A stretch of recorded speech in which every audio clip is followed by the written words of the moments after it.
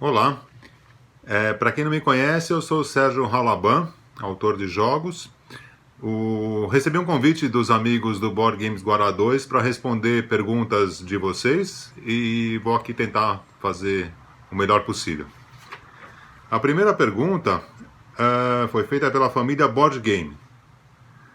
Além dos seus jogos, é claro, qual jogo gostaria de ter criado? Bom, são muitos os jogos que eu gostaria de ter criado. Mas tem alguns que assim que eles têm um valor especial para mim. São jogos que realmente eu admiro muito, que eu até anotei aqui para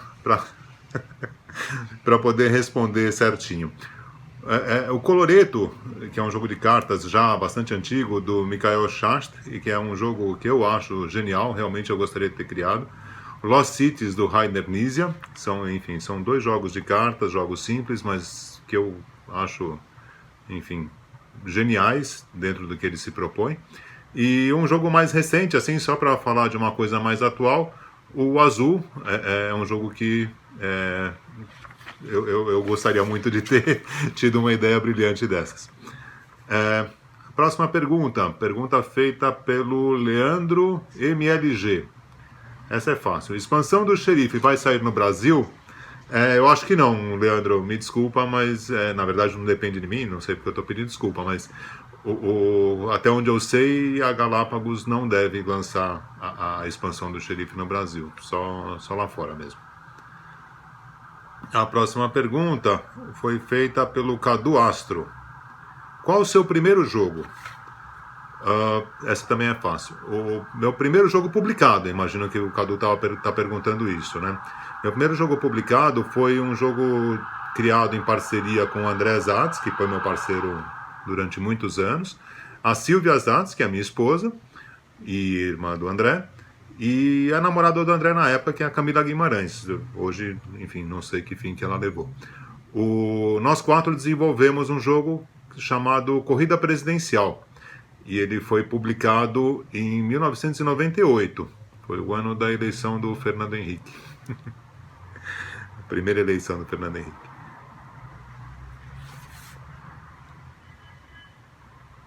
A próxima pergunta, também feita pelo Cadu Astro. Aliás, o Cadu Astro fez já várias perguntas. Muito obrigado pelas perguntas. Qual jogo você recomenda para iniciantes? Já tem o Quartz. Bom, primeiro que eu acho que você começou muito bem com o Quartz. Parabéns pelo seu bom gosto. Mas brincadeiras à parte, eu acho que assim, para iniciantes, eu acho que tem 3 jogos que são obrigatórios para, enfim, quem quiser, quem se interessar nessa área de board games, eu acho que são 3 jogos introdutórios e são realmente obrigatórios, que é o Catan, o Ticket to Ride e o Carcassonne. Cada um deles são 3 jogos bastante diferentes. Eu acho que os 3 atendem a um público bastante amplo, são jogos para iniciantes. E eu acho que eles são obrigatórios porque eles são 3 marcos da história do board game moderno, né? O Catan, enfim, dispensa qualquer apresentação, acho que foi um divisor de águas. E o Carcassonne eu acho que tem um papel muito relevante e parecido com o do Catan, e a mesma coisa para o Ticket to Ride. Então acho que são 3 jogos obrigatórios. Aí depois tem uma infinidade de jogos para iniciantes que eu acho que pode incluir o Quartz, sem dúvida, fico contente. Muita gente inclui também o Xerife de Nottingham, mas depende muito do grupo e do tipo de jogo que você quer. Quer dizer, se você tem um perfil de jogador mais estratégico, o Quartz não vai ser o seu jogo de iniciante. Tem outros jogos que eu acho que vão cumprir melhor esse papel. Mas enfim, fica essa dica. E a próxima pergunta do Cadu é uma pergunta interessante. Um jogo que você se arrependeu de comprar? É difícil responder, viu? E é chato responder. Na verdade, assim, quando eu li as perguntas, eu pensei em alguns jogos que eu até me arrependi de comprar e acabei vendendo, mas não vou falar não vou falar eles aqui. Mas tem uma situação que é interessante. Eu compro muitos jogos porque eu tenho a desculpa profissional para comprar jogos. Mas eu compro porque eu gosto, é meu hobby também, e eu sou colecionador. Então eu compro muita coisa que depois eu me arrependo. Mas no mais das vezes, o meu arrependimento não é porque o jogo eu não tenha gostado do jogo, é porque eu acho que eu não vou jogar ele depois. Então, só para dar um exemplo, inclusive foi um jogo que eu acabei dando de presente para um amigo, que eu acho que já deve ter jogado ele várias vezes. Que é o. Anotei o nome para não esquecer, é o Madeira. O Madeira é um jogo super estratégico, super pesado. E eu tinha lido algumas resenhas e tinha me interessado pelo jogo. E comprei e joguei uma ou duas vezes. Na verdade, eu nunca joguei o meu exemplar, eu joguei uma ou duas vezes um exemplar de um amigo. E daí eu cheguei à conclusão que eu não ia jogar esse jogo. Não tinha. Se eu fosse jogar, seria com esse amigo que já tem um exemplar. Então eu me arrependi de ter comprado o jogo, porque não foi um jogo barato. Mas passei ele pra frente, dei de presente para um outro amigo que vai jogar e o jogo vai ficar contente porque ele vai ver mesa. Acho que o jogo tem que ver mesa. Próxima pergunta, também do Cadu Astro. Qual o jogo mais caro ou raro que você tem? Cadu, o jogo mais caro eu não sei, até porque eu acho que o mais caro, ele é caro porque eu paguei muito imposto por ele. Acho que o jogo que eu paguei mais caro foi o Western Legends, mas foi porque foi uma paulada de imposto que eu tomei, um Kickstarter que veio... Enfim, o jogo é legal, mas saiu caro. O jogo mais raro que eu tenho, e isso eu acho que é legal comentar, é um jogo chamado Scratch, que é um jogo bem antigo. E, na verdade, esse Scratch é a reencarnação de um outro jogo bastante famoso, aqui no Brasil só, chamado Ludopédio. O Ludopédio é famoso porque tem uma curiosidade na história dele. É um jogo criado pelo Chico Buarque de Holanda, o compositor, cantor, escritor, poeta, etc. Ele criou esse jogo quando ele estava exilado na Itália. Ele gosta muito de futebol e criou um jogo sobre futebol. Quando ele voltou para o Brasil, ele mostrou o projeto para a Grow, e a Grow se interessou e publicou o jogo dele. Acho que em grande parte porque é o nome dele, Chico Buarque é uma pessoa importante, famosa, etc. O jogo o Ludopédio eu não conheço. O que eu conheci, o que eu tenho, que acabei comprando num sebo há muitos anos atrás, foi o Scratch. O Scratch é a edição revisada do Ludopédio. E o Scratch foi desenvolvido pelo Luiz Dalmonte, que é autor de jogos, trabalhou na Grow muitos anos, um amigo pessoal muito querido meu, e que estando na equipe da Grow e sendo autor de jogos, ele acabou recebendo essa tarefa de fazer uma revisão do Ludopédio e fazer uma nova edição, e aí ele lançou o Scratch, que na verdade não é um jogo diferente, é o mesmo jogo. Ele foi muito respeitoso do projeto do projeto original do Chico Buarque. Mas esse é o jogo mais raro e que esse é a joia da minha coleção. A próxima pergunta, que ela é feita pelo Roberts DS. Um tempo atrás descobri que você não é brasileiro. É verdade? Não, não é verdade. Eu sou brasileiro. Eu sou brasileiro. Não sei de onde veio essa história. Eu sou e não sou brasileiro, mas eu sou brasileiro. Eu sou brasileiro naturalizado. Eu nasci no Equador, mas meus pais estavam a trabalho no Equador e aí vieram para o Brasil. Eu tinha 2 meses, então eu sou brasileiro. Eu nunca me considerei outra coisa que não fosse brasileiro. E a próxima pergunta, feita pelo Jorge Designer. Jorge pergunta o seguinte: Jorge é o nome do meu filho mais novo. Ô Sérgio, você pretende fazer mais fillers no estilo Matryoshka? É um tipo de jogo que eu gosto de fazer. Jogos pequenos e rápidos, né? Falar que pretende é difícil falar, assim. Ele é um... Como é que eu vou dizer? Sim, a resposta é sim, mas não é só isso. Eu acabo fazendo jogos... Os jogos pra mim, eles meio que... Eles se autodefinem o que eles querem ser. Então, o jogo... Se um jogo tiver vocação para ser um filler, sim, eu vou fazer. Eu vou desenvolver ele e provavelmente vai sair um filler. Mas não que eu me proponha, assim, vou fazer um filler. Não, eu acho que é meio que vai aparecendo. A próxima pergunta, também do Jorge Designer. Quando você sente que um jogo está pronto e não pode mais ser modificado? Bom, Jorge, essa é uma pergunta bem difícil de responder. Eu costumava dizer que um jogo fica pronto quando ele é publicado. Já tenho minhas dúvidas sobre isso. Eu já vi, já li, ouvi alguma entrevista, algum outro colega designer falar que um jogo está pronto, isso é um bom parâmetro. Ele considera um jogo pronto quando não sente que está jogando já muitas partidas na mesma versão, não está acrescentando novas regras ou não está sentindo a necessidade de mudar nenhuma regra no jogo. Então já está várias partidas com vários grupos de jogadores diferentes, sentindo que o jogo não tem sofrido mais alterações. Portanto, o jogo ficou pronto. Mas eu tenho um pouco de dúvida em relação a isso também. Recentemente eu tive uma ou duas experiências com jogos que eu considerava prontos e que não descobri que não estavam.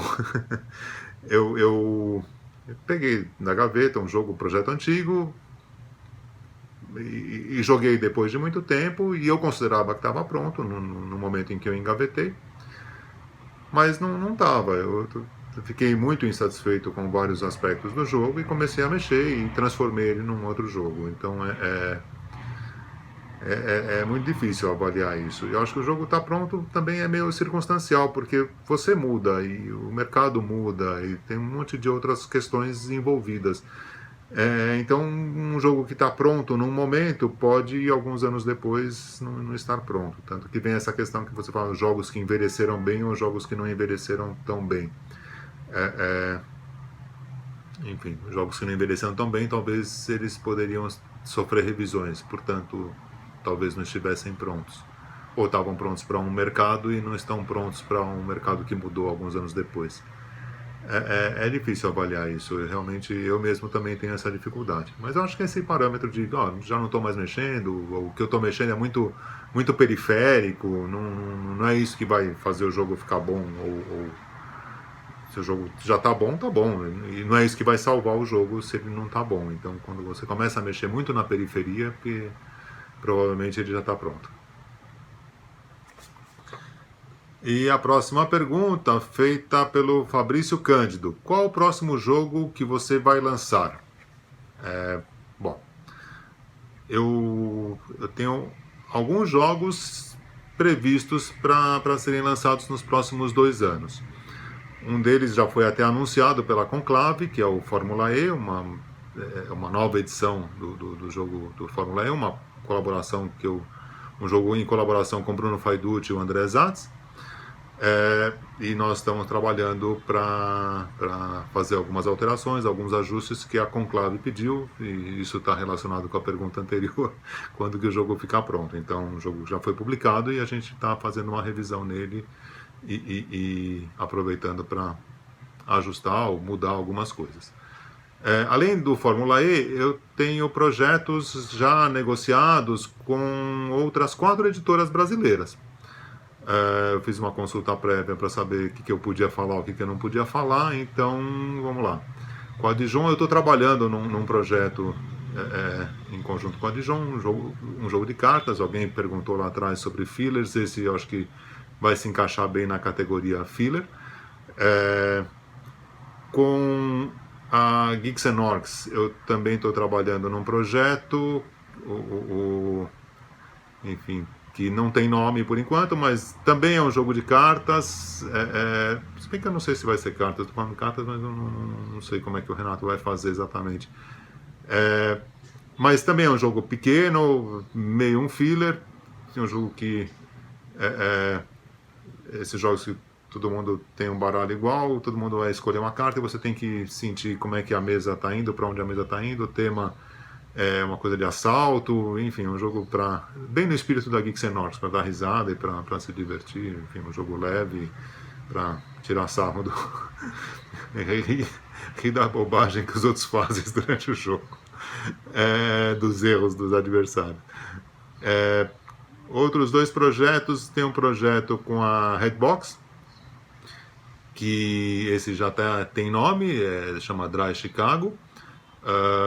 É um jogo de controle de área com seleção de personagens. E a gente está trabalhando. Esse já tem até uma previsão mais concreta, é para 2020. Os jogos anteriores, não sei se vai. Eu espero que até o fim de 2020, ou quem sabe a gente tem uma surpresa e eles saem antes para 2019. Mas eu não acredito muito. E o quarto jogo que eu tenho com a Grok, né? Provavelmente vai sair pelo selo da Mandala, que são os jogos mais leves. É um jogo de leilões, chama Pet Shop. E, enfim, estamos trabalhando também nesse projeto e talvez para 2019, mais provável para 2020. Próxima pergunta, também do Fabrício Cândido. Qual é a parte mais desafiadora em criar jogos de tabuleiro? Eu acho que essa é uma pergunta muito pessoal. Eu acho que eu saberia falar para mim o que é o maior desafio. Difícil falar em termos. Não sei, eu não gosto de falar em termos de desafio. Assim, criar jogos de tabuleiro, como qualquer outra atividade criativa, é um desafio pessoal de você tentar fazer uma coisa que você goste e que as pessoas gostem. E eu costumo brincar que o processo de criação de um jogo de tabuleiro é você estar constantemente oscilando entre se sentir um gênio da humanidade e um completo enganador, né? Que ideia genial, não sei o que, aí você vai testar e aquilo não funciona. Ou seja, essa oscilação permanente. Então, sei lá, talvez a dificuldade de lidar com essas frustrações pessoais de você falar assim, puta, aquela ideia genial que eu tinha não funcionou, não é tão genial, né? Outra dificuldade do processo é você lidar com todas as frustrações e as etapas chatas e demoradas para um jogo ser publicado. Então é muito demorado o processo, desde que você cria até que você tem o jogo publicado. Você depende, enfim, de muita sorte, ter feito alguma coisa legal, certa, boa, de algum jeito, enfim, tem tudo isso. Pessoalmente, assim, o que eu acho difícil, onde eu sinto que eu patino no meu processo pessoal, eu demoro, desde que eu tenho a ideia, no momento que eu tenho a ideia até o momento em que de fato eu testo ela, eu demoro muito. Eu acho que eu deveria ser mais rápido, até para não perder muito tempo ruminando ou pensando em coisas. E eu demoro muito. Eu tenho uma ideia, eu fico ruminando ela, eu escrevo, depois no dia seguinte eu passo por ela de novo, fico na dúvida, será que funciona, será que não funciona? E, na verdade, o que vai dizer se funciona ou não é a minha cabeça pensando sobre uma ideia, e sim um teste, né? Então, para mim, no meu processo de criação, essa é a etapa na qual eu tenho mais dificuldade, passar da ideia para o protótipo. Né? Uma vez que venço essa etapa, aí o fluxo de projeto ele começa a andar melhor. Porque aí você tem o protótipo e você começa a trabalhar sobre questões mais concretas. Então, essa é a minha dificuldade. E só repetindo, enfim, do processo como um todo, eu acho que a maior dificuldade é lidar com a ansiedade e ter paciência, porque o processo é demorado mesmo. Muito bem, então essa foi a pergunta do Fabrício Cândido, e a próxima pergunta é a pergunta do Pinheiro Tom. Pode falar de algum projeto em que está trabalhando? Bom, eu acabei de mencionar jogos 5 jogos que alguns eu estou trabalhando, outros já não, né? Mas são jogos que vão ser publicados, e sempre trabalhando em projetos novos. Então, semana passada eu comecei a testar um jogo infantil, um jogo para crianças a partir de 6 anos, que é um jogo que eu tinha concluído, enfim, já falamos sobre isso durante essas perguntas, né? Que eu tinha concluído, o jogo não ficou legal, eu retomei o jogo com outras ideias depois de um bom tempo e descobri que o potencial dele era para ser um jogo infantil para 6 anos. E eu estou testando e estou ficando bem satisfeito. Mas tem esse e tem algumas outras ideias que eu estou trabalhando até num jogo em conjunto com a minha esposa, a Silvia. Enfim, esse eu não posso falar muito. E a próxima pergunta também do Fabrício. Não, agora outra pergunta do Pinheiro Tom. Quais dicas você daria para quem tem algumas ideias de jogos? Por onde começar? Bom, a primeira dica que eu daria para quem tem algumas ideias de jogos que eu acho que eu sempre falo isso, eu já falei isso em outras entrevistas. Faça isso por prazer, né? Então você tem ideias de jogos, legal, desenvolva e desenvolva pelo prazer de desenvolver, pelo prazer de você ver pessoas que vão estar brincando com isso que você está criando e pelo prazer de desenvolver uma atividade criativa. Essa é a pergunta a dica que eu daria. A dica que eu faria é essa. Não entre nessa por outra motivação que não fosse o prazer da criação, o prazer de estar desenvolvendo uma atividade criativa. Por onde começar? Bom, eu mesmo já acabei de falar. Começa por fazer um protótipo da sua ideia e testar. Não tem outro caminho para desenvolver um jogo que não prototipando e testando. A sugestão que eu dou é que você faça o protótipo mais simples e mais tosco possível. Pega uma carta, escreve, faz lápis, papel barato, algo que você possa fazer em casa rapidamente, pega componentes de outros jogos, e não se preocupe com ilustração, não se preocupe com nada disso, o jogo tem que funcionar independente da ilustração. Aliás, sobre isso, eu me lembrei de um comentário uma vez, acho que foi do Alan Moon, numa entrevista que eu li, eu gosto de ler entrevistas de autores, que ele falava um pouco nessa direção, falava assim, puxa, eu acho legal quando as pessoas... Eu sinto que o jogo está ficando legal quando as pessoas gostam de jogar o meu protótipo tosco.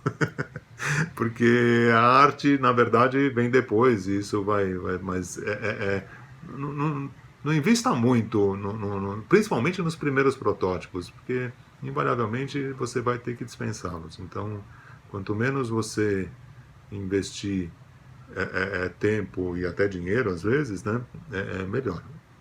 Essas são as dicas que eu teria. A próxima pergunta foi feita pela Engrenagem Lúdica. Você considera mais fácil lançar um jogo aqui no Brasil ou lá fora? Bom, pessoalmente eu considero mais fácil lançar um jogo no Brasil.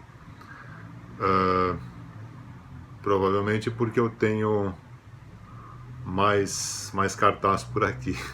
Acho que eu estou há mais tempo no mercado, eu sou o designer mais conhecido, tenho alguns jogos de relativo sucesso. Então isso faz com que o mercado seja bem receptivo para os meus jogos, o mercado brasileiro.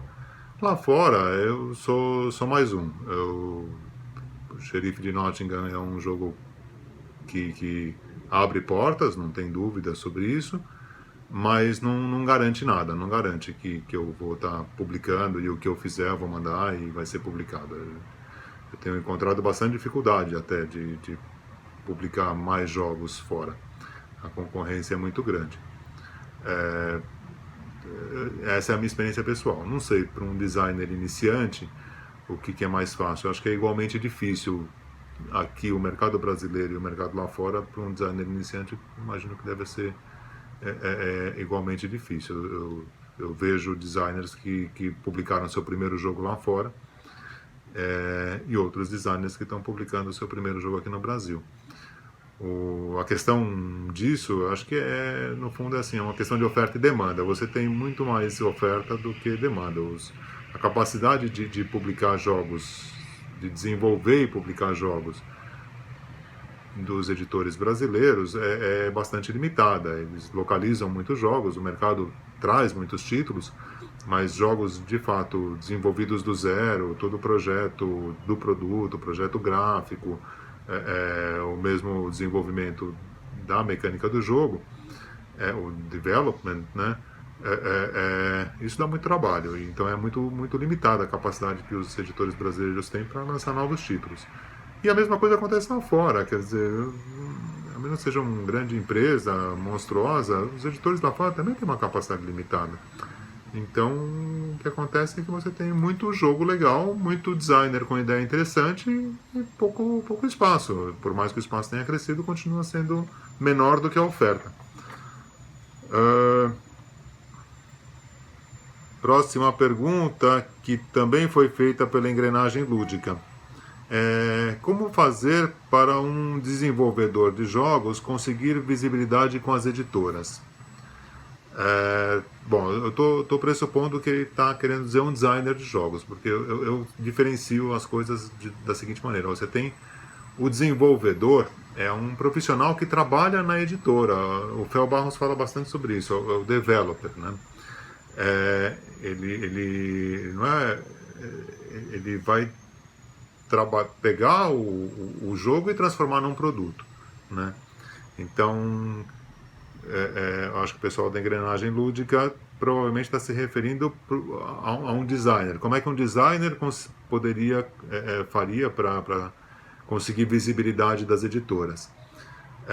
Aí no caso de um designer, eu acho que ter uma ideia genial é difícil. Como fazer? Concursos, eu acho que é um bom caminho. Existem vários concursos fora do Brasil, ou até concursos no Brasil hoje.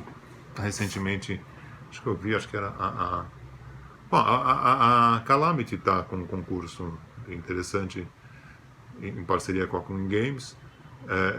Enfim, de vez em quando aparece, mas assim, para conseguir visibilidade, eu acho que você tem que fazer um projeto e bater na porta das editoras e tentar marcar reunião e levar a sua ideia e mostrar.